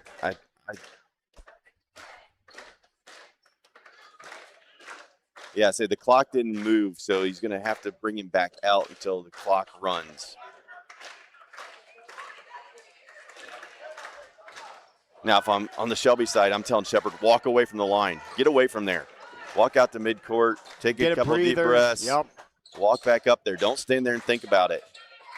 He walked away a little bit. No good. Braden DeVito, though. Offensive rebound. He'll hoist a 3 from the corner. No good. Another offensive rebound, though, and it's going to be a foul. Well, DeVito was anticipating the miss, and he just flew in there, was able to grab the rebound. And then he missed the 3, and again, Shelby with 3 guys on the glass, able to corral another offensive rebound. Gavin Miller now will step to the line. He knocks down the first, and it's now a 1-possession ball game. Whippets 3 of 9 from the free throw line tonight. 1 of 4 now, 1 of 5 in the fourth quarter. I believe 1 of 5, but another big free throw here. They're going to play the foul game. And it's good. Miller knocks down both. 2 clutch free throws there. The Shelby pressure just causing all kinds of trouble. Coach Bedingfield going to take his final timeout. 39 seconds left. And how about the finish that we're going to have here in Willard, Mark? 50-48. Shelby has 3 fouls to give, though, before the bonus. Well, and this is the youth part of Willard trying to finish out a game. Closing out games can be very difficult. When you're really talented and stuff and you can beat teams easy, that's one thing. But when you're talented and you have a lot of young guys out there trying to get experience, winning close ball games is something that you have to learn to do and go through the process. Big opportunity here tonight for Willard to see if they can finish this out. They were ahead 50-41. They've given up 7 straight. I believe they've had 4 turnovers in the last 3.5 minutes. Struggled getting the ball into what they want offensively. Can they hold on and get in a big win here over this resilient Shelby squad. And again, you know, you've got 34 points between Braden DeVito and Landon Foltz, but none bigger than the 2 free throws just knocked down by Gavin Miller. Yeah, Miller able to get this back to 2. Willard, who do you want with They're the gonna basketball go the in your football hands? look. DeVito loves this. They'll get it into Hall. He'll be fouled by Paz. Only the 3rd foul, so take it out of bounds again. Be on a spot. So then you have to remember he is on a spot. He cannot run the baseline. Yep. Now they're just going to go to a basic look. Holt's going to turn his back to the inbounder, double anybody coming clean off the screen. Dawson will get it. Dawson going to get fouled by Lambert. 36.7 left. Now Shelby with one more foul to give. Next free throw, next foul puts Willard at the stripe. 50-48. Crimson Flash is looking to hold on here at home. Dawson. Are they going to run and double it? They're just letting him clear out, wasting precious time. Shelby's got to give the foul. They're going to You've already let 12 seconds run off the clock.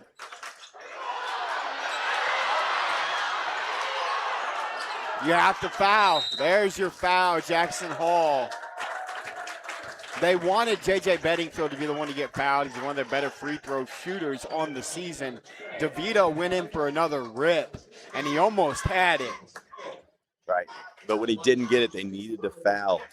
20 Earlier. seconds ran off the clock. Yes. You've completely shortened the possessions here. You have to hope for a miss. And you got it. Short front rim. Jackson Hall can't knock it down. Shepard will come back in the game, replacing Lambert. This is a big one. The way the Shelby offense has been tonight, 6 made threes. It's been a huge part of their offense. Second one's going to be good. That'll be a 3-point game. 16 seconds remaining. Now, if you're Shelby, you have 2 timeouts left. Plenty of time. Get the ball in. Attack the basket. You can take the 2. You don't need the 3. It's exactly what DeVito's going to look to do. He's going to float and score Braden DeVito. And calls the timeout. Good take there by DeVito. 6 seconds for him to go coast to coast and get a layup. Well, and what it does is it now again puts Willard back in the pressure situation because there's 10 seconds to go, but because of the first miss down here, now it's a 1-point game. So if you don't get the turnover off the inbounds and you foul, Willard has to step to the line knowing I better make both of these because a 3 at the other end is going to beat us. Yeah, and it's going to be an it's a big chance here for, you know, whether it seems like the 3 guys they want touching the ball are Mason Dawson, J.J. Bedingfield, and Jackson Hall. One of those 3 young men is going to have to step to the line and knock down 2 huge free throws because one doesn't do it anymore. And on the flip side of that, if you're Shelby, all out deny, face guard, try to get the turnover off the inbounds. But if they don't get the turnover on the initial pass, you have to foul immediately. You cannot let time run off the clock like you did the last possession. You're down to a 1-point deficit. Can you get the play you need? Who's going to trigger it? They're going to go back to the football look, and they have the baseline now. Dawson will trigger. When you look out there, you have a lot of defensive backs in red. Dawson to trigger. They're going to look to set a screen. It's going to be almost thrown away. They're going to foul Weaver. It looked like about an extra second ran off of the clock after the foul. We got 8.7 remaining. Looked like their feet got tangled up. No foul called, but he was able to get to the basketball. And now Caleb, 6'2" sophomore, stepped to the line. 2 big free throws. Caleb Weaver with a chance to potentially ice it if he can knock them both down in a 3-point advantage.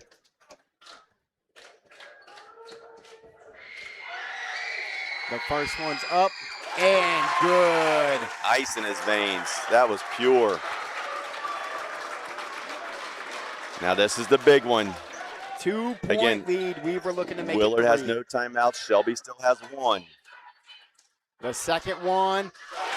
Nothing but the Pure bottom confidence of the right net. there. Do they give the foul? Up 3, are they going to foul? And Shelby calls the timeout. 4.7 remaining. It looked like Willard was going to give the foul, up 3. Yeah. Make the decision to foul, put him at the line. But now, if you're Coach Bedingfield, that's a risky play because you do not want to foul somebody in the process of shooting a 3-ball. Well, and this goes back to the conversation we had earlier with how officials interpret being in the act of shooting. Absolutely. If I'm Coach Galloway, I'm talking to my guys. If you feel that guy starting to grab you and commit the foul, get that thing towards the basket because you never know what's going to be called. 400 of you out there watching between YouTube and Facebook, we want to thank you for joining us tonight. Shelby's going to have the ball at midcourt, so coming out of the timeout, look for the Whippets to run some kind of single or double screen action. It's either going to 1 or 2. A lot of times you're going to see where they'll run a double on one side and then bring a shooter off a backside single. But don't be surprised if you don't see Caden Paz get an open shot. It may be Fulton DeVito getting the first and then the second look. Instead, they try to throw it. And Fultz gets the shot up, but it doesn't go. And the Willard Crimson Flashes hold on at home. They knock off the Whippets by a final of 53-50. We'll be back for your MVP and postgame show after this.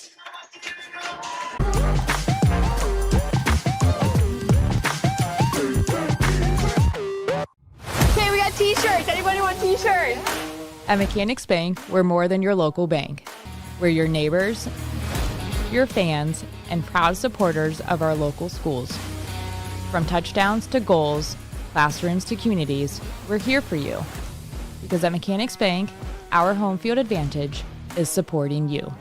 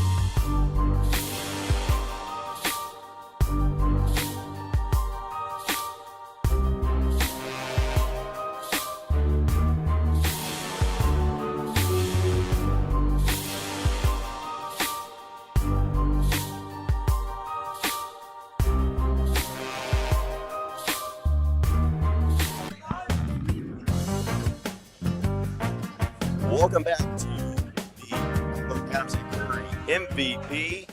Tonight is Willard freshman J.J. Bedingfield, 17 points, 15 of those coming from three-point range. And first of all, J.J., let's just talk about this basketball team coming back after a tough loss last night. You had to play a rival. Yeah, absolutely. We just use that as motivation for today, and we just really came together.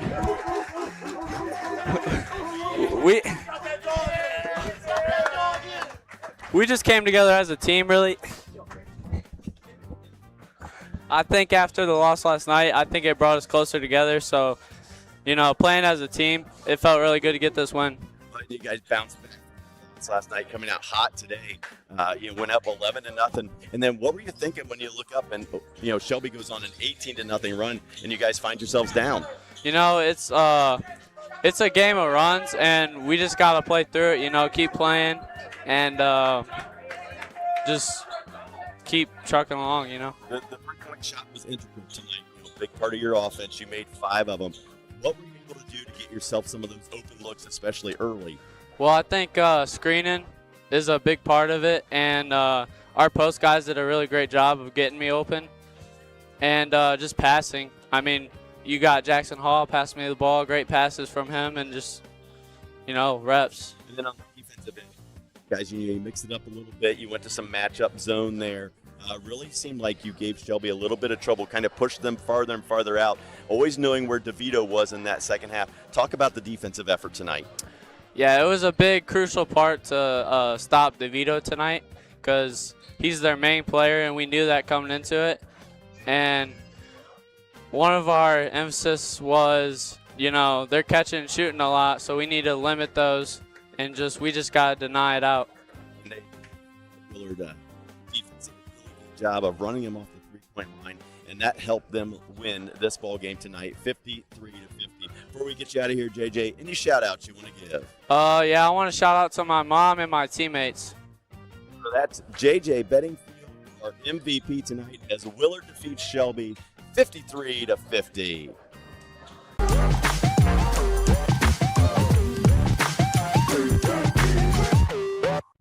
Okay, we got t-shirts. Anybody want t-shirts? At Mechanics Bank, we're more than your local bank. We're your neighbors, your fans, and proud supporters of our local schools.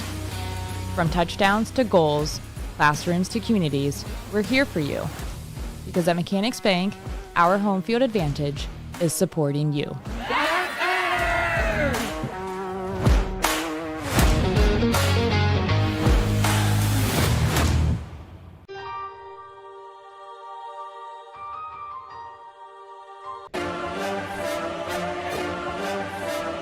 Josh Banks and Mark Bollinger back with you one final time from the Haas, where you just heard from our MVP, J.J. Bedingfield.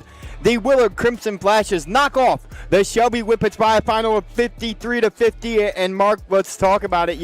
Willard comes out 11-0 out the gate, and then Shelby goes on an 18-11 run, and then you really kind of see Willard defensive gears flip. And that defense was critical in containing that Shelby offense. And for both these teams, I think you've learned a lot tonight. For Willard, you learned how to close out games. They were up 50-41. It was a struggle. They went through a 4-minute stretch where they're turning the ball over, weren't getting shots, but they were able to find a way to hold on and close out this rivalry win. On the other hand, for Shelby, you realizing you definitely have 2 guys in Fultz and DeVito that can score, but can they find that 3rd and 4th score? Somebody else just take some of the pressure off those perimeter guys, because if not, teams are going to continue just to, double them and push them farther and farther off the court. Yeah, and we kind of seen in the fourth quarter, Shepard really got more involved. He's got really good footwork in the post when he catches it, and he did a really good job on the offensive rebounds down the stretch, maybe getting him more touches. And, one name that we really didn't call a lot tonight, Caden Paz. I think once he gets more comfortable in Coach Galloway's offense, we'll start to kind of see what we've seen out of him at Harding last year, which is his ability to score the basketball. Well, he can create and score the basketball on the offensive end, and as you said, I think it's just him trying to find a way to understand and fit in. Again, he played in a system last year where a lot of times, he'd get the ball in his hands more than he is maybe a little bit this year so far. But on the other side of things is one thing he brings a competitiveness and a defensive mindset. He was great defending tonight. But again, for Shelby, the effort's going to be there. They're going to compete. They're well coached. Can they get that guy to break through? And if so, they may have a chance to compete for an MOAC title. Right now, they're 2 games back, but they have 2 games yet against River Valley, 1 against Ontario. But they're going to have to find some more offense if they're going to win those games. And flipping to Willard, Mark, they are so dangerous offensively. You've seen tonight Jackson Hall with 10 points in the third quarter to really kind of blow this thing open for Willard. You heard from J.J. Bedingfield. He was the leading scorer tonight with 17. You had Mason Dawson, who I think had 7 or 8. You had multiple guys in the scoring column. But again, Mason Dawson, one of those kids that can give you 15 or even 20 if need be. Caleb Weaver, a sophomore that can shoot lights out. Jackson Beamer, a kid off the bench that came in tonight and gave them 5 kind of critical points when they went on that 11-0 run. They're so balanced. Anybody can beat you on any given night, and they're going to be a threat in the Bay Division. They're going to be a threat, absolutely. And look for good things as they continue just to get better and better as the year goes on. And they continue to grow, learn, and mature. Same thing as Shelby, though. Can they find some scoring inside? Because you're going to see teams just trying to be relentless and not allowing them to shoot the 3 or, attack from the perimeter, running them off the 3-point line. Will they have an answer for that as they go on? A lot of the teams that they're going to play, absolutely, they're just going to be more talented than. They're going to run them off the court, shoot them off the court. But in those big games, are they going to be able to find some secondary scoring from the post or in that area to help them possibly win a district championship and beyond? We'll go ahead and take a look at the final stats, unofficial stats for the evening. Shelby goes for 14-2, 6 threes, 21 boards, 9 turnovers, 19 fouls, and they shoot 4 of 10 from the free throw line. On the other side, Willard only 8 twos, but they knock down 10 3 balls. They 25 boards. They commit 12 turnovers, only 14 fouls, and 13 of 22 from the stripe. And that 4 of 10 mark, I think, is kind of the critical mark for the Whippets. Well, in the first half, it was really clean. We talked about that at halftime. Second half, a lot more turnovers for both sides. And then again, free throw shooting, especially at critical situations, really doomed Shelby in their comeback attempt. We'll go ahead and look at the score by quarter and what's coming up next for both of these squads. Shelby 19-13 after 1. The big second quarter by Willard made it 32-29 at the half, and then they outscored them 17-2 in the third. So really the second and third quarter were the difference tonight, as Shelby outscores them by 8 in quarter number 4, but it just wasn't enough.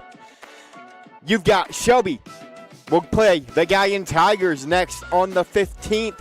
And then next up for the Crimson Flashes, right back here at home, we'll be here on Tuesday. They're going to host the Clear Fork Colts. Another Sandusky Bay MOAC matchup against the Clear Fork team that's starting to find their way. I'm really excited for that one, and Shelby going to look to bounce back against that Galleon Tiger squad. Well, and you hope that both these teams come out of tonight, healthy, good rivalry game, non-conference. You love to play these kinds of games. It was a good one, close one, 3-point game, and now both these teams get to move on and see what they can do next. Again, a quick thank you to all of our sponsors this evening and allowing us to bring you this game live and free. Thank you to Joe Crawford here at Willard High School, the OHSAA for allowing us to bring you these games live and free. Mark Bollinger on color commentary. My son Colton Banks, first-time camera ops tonight, did a great job.